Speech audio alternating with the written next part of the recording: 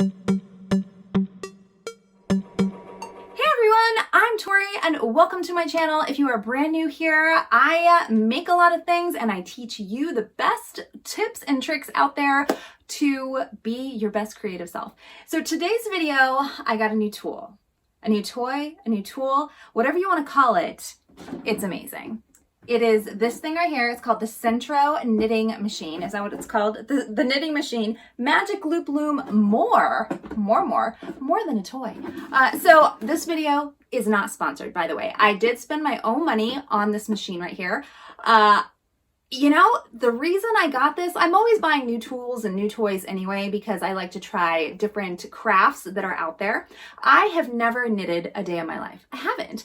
I took up crocheting this year and I did pretty well. I made a ton of things with crochet, but one of the things I found is my joints started hurting really badly and my ADHD brain made it really hard for me to keep track of counting and that type of thing. So I wasn't looking for a shortcut per se, but I was looking for another method that I could be creative in maybe an easier way for my brain and body to handle. So this tool is that. By the way, most of the content I do is really geared around sewing. That is where I have the most expertise. It's what I do most of the time, but I'm always ready for a new craft.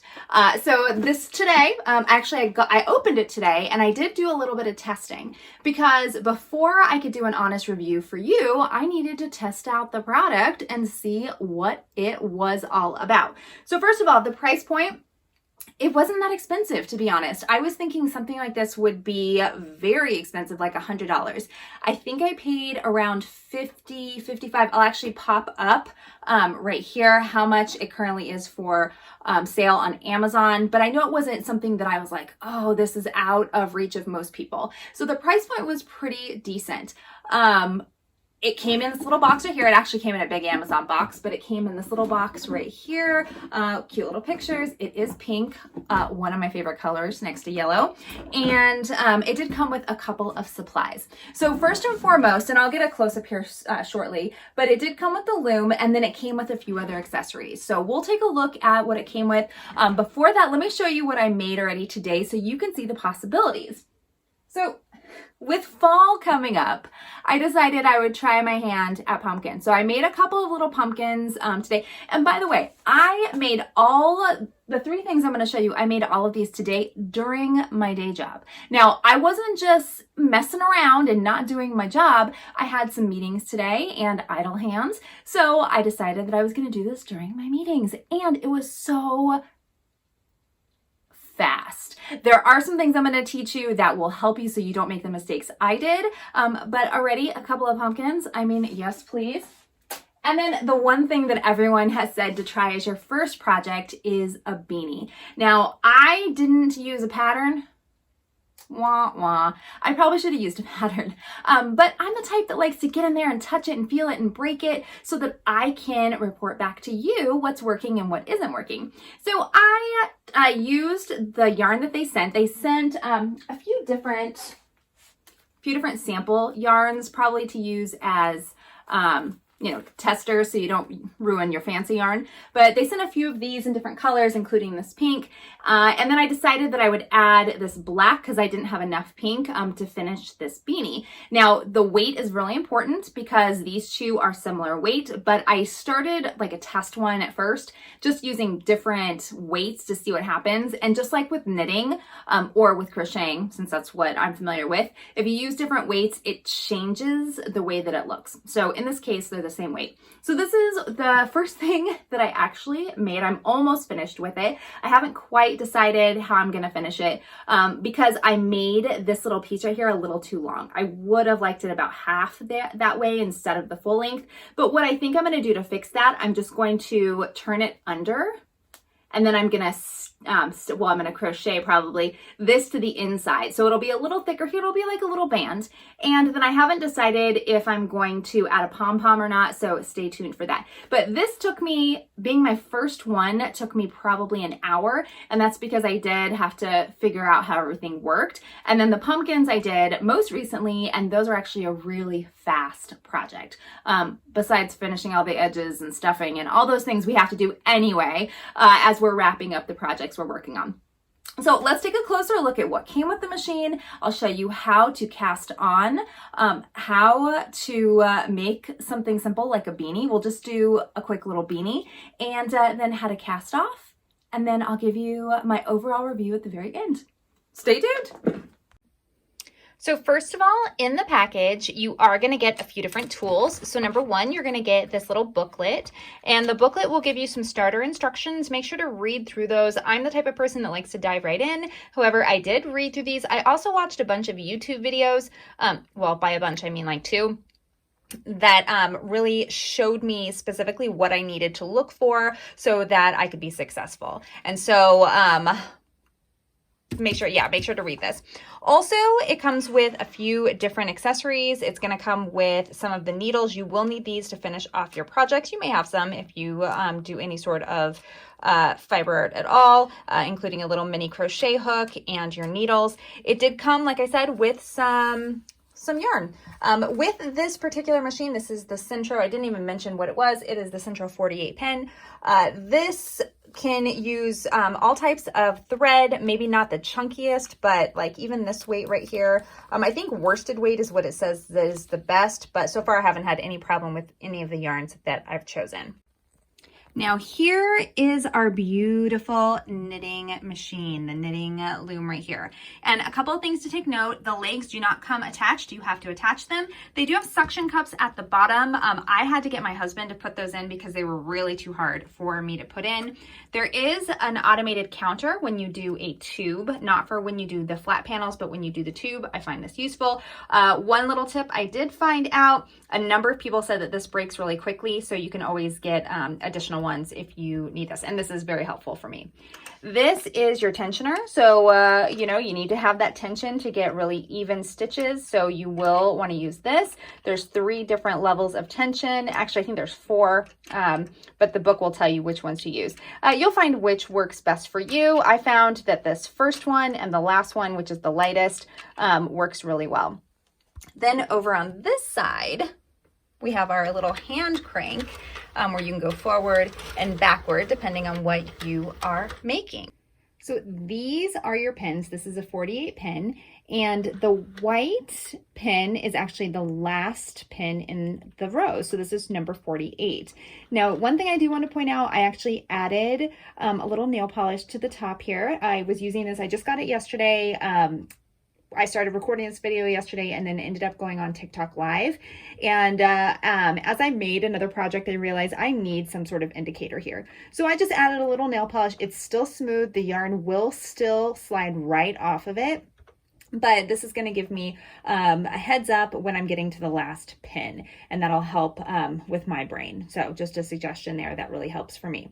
So those are your 48 pins, and you're actually going to cast on with this pin first. Now, I've seen other makers use a different pin to start, but the official documentation says to start with this one, so we're going to go with that. Now you're going to leave a tail end, whatever you think you're going to need for your project. They say between 10 and 12 inches. If you're going to be doing something decorative or you need something to finish it off with, I would leave a little bit longer. But for me, this about 10 inches is going to be just fine. And then you're going to bring it under the hook, just like this. And then you're going to start to weave it. So once you go under the white hook, you're going to go behind, in front, behind, in front, and you're going to continue that process all the way around until you're back at the white pin. So now we're back to the white pin, and what we're going to do is we're going to go forward until your pin is caught just a little bit there, so it's not going to go anywhere, and we're going to add it to our yarn guide. So this right here will be the yarn guide. Now, when you add it to the yarn guide, you also want to add it to your tensioner. And this yarn, it's a little bit chunky. It's like an acrylic chunky. I found that the lightest tension works the best for this one. Can you even see my tensioner? No, let me adjust a little bit. So I'm using the lightest tensioner, or the light tensioner here. And then what we're going to do is we need to make sure that this first one gets hooked. There we go. And now we're just going to go around slowly, ensuring that every pin picks up that yarn.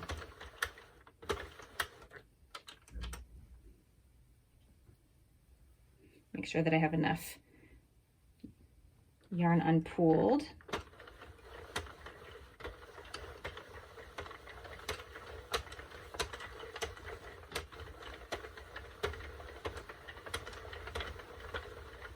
Okay, now we're back at the end of the row, and we're going to continue to do this, and that's it. You just keep cranking away. Now, I would go slow for the first couple of rows. I found that if you start to go too fast, if you get excited, then you start to drop stitches. I'm not going to talk about drop stitches in this video, but if you would like to see a video on how to fix drop stitches, just let me know in the comments.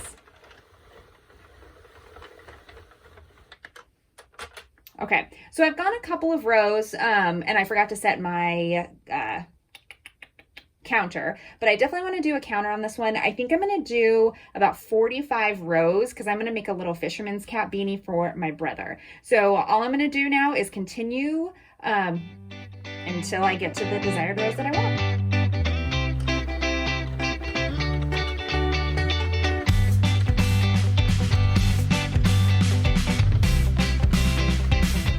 Now I've done about 6 rows, and one little tip I have for you, if you are working with any sort of yarn that might curl up, or in this case it's really thick so it might pop off if I use it a lot. I've seen a lot of people suggest this. I just started doing it just out of habit.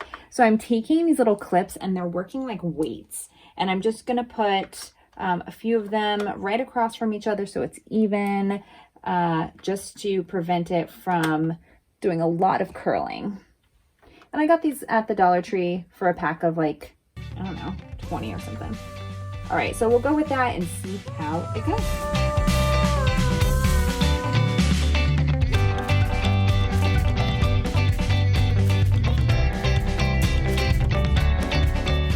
So I'm at about 38, and I've noticed that the little weights are starting to hit my table. So I'm actually gonna take them off now, just as a precaution, because I don't want them to accidentally, hit the table and cause one of the stitches to pop.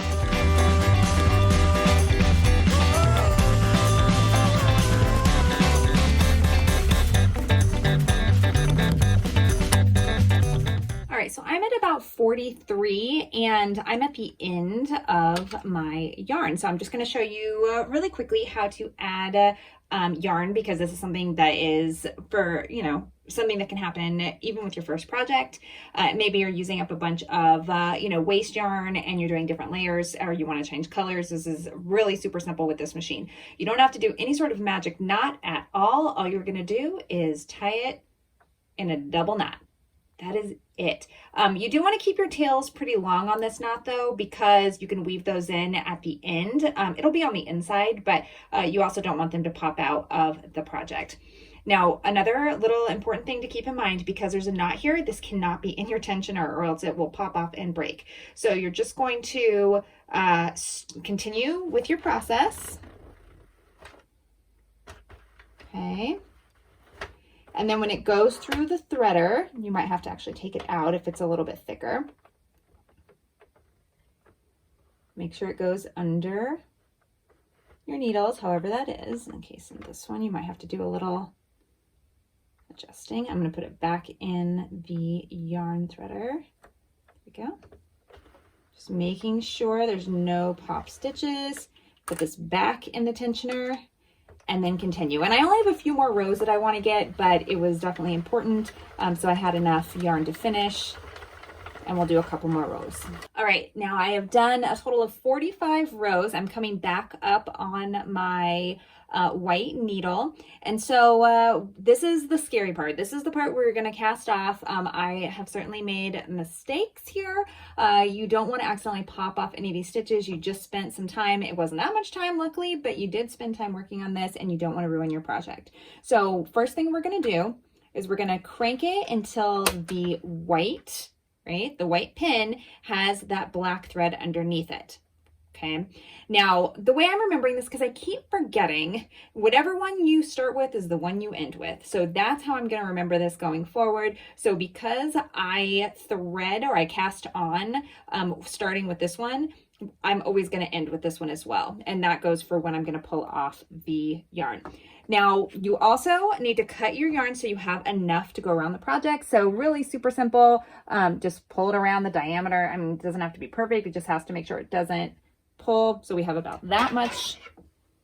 Snip, done.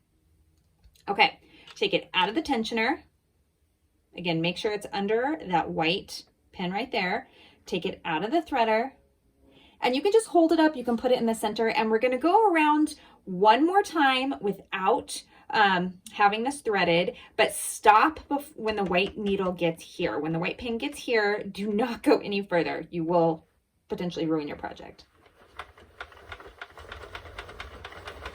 Another reason why I put that red that pink nail polish on there, so that I can know when it's coming up, because it comes up very, very quickly.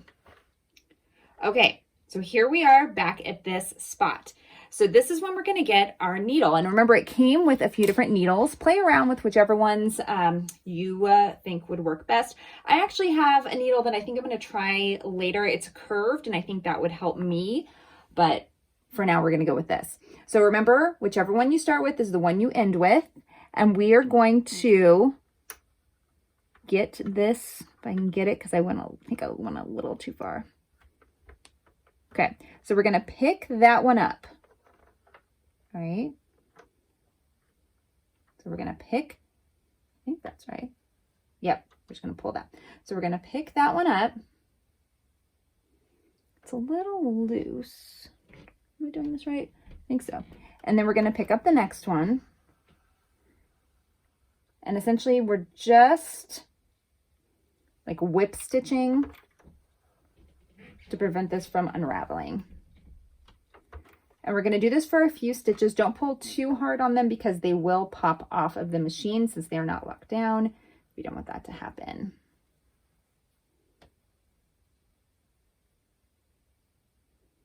Oh, that's what that is. That's what that is. That was for that knot that we just made. Now, after you've taken off a few of your loops, you can rotate it. But again, do this process very slowly. I have certainly ruined work because of this within the last 2 days. Because, you know, I've only had this for not even a full 24 hours now. And you'll be able to cinch it when you're done. So this is just pulling off the machine just to catch them so it doesn't unravel.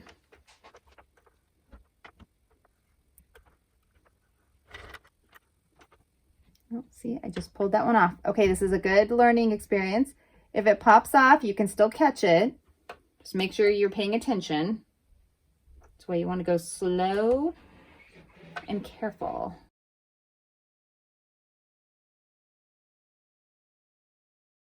Okay, so now we have all of them out. All right, so now before we do anything else, we're gonna give it a little stretch. From sitting on the machine, it gets, you'll see how much more yarn there actually is. So we're just giving it a little tug, flattening it out just a little bit. This is the tube.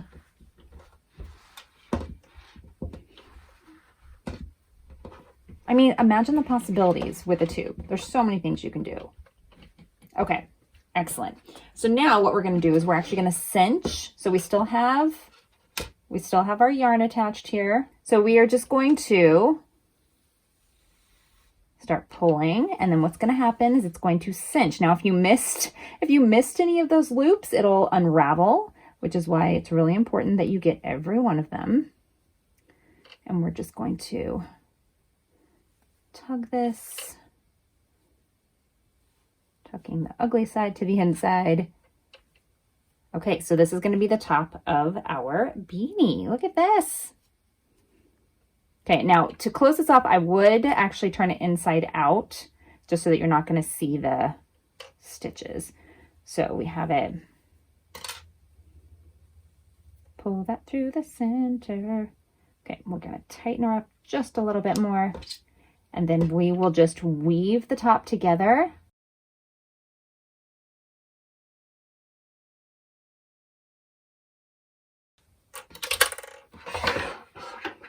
Okay, then I'm going to trim that off. Here's that connected one. You could trim those down here. You could weave them in as well. I had another one earlier in the project. And then at the very bottom, there's our little bottom, that first stitch we made. We're just going to tie that off as well. You can use whatever. Just like when you're finishing off, I found it's like, if I'm finishing off a crochet project, I just need to tie it in a knot.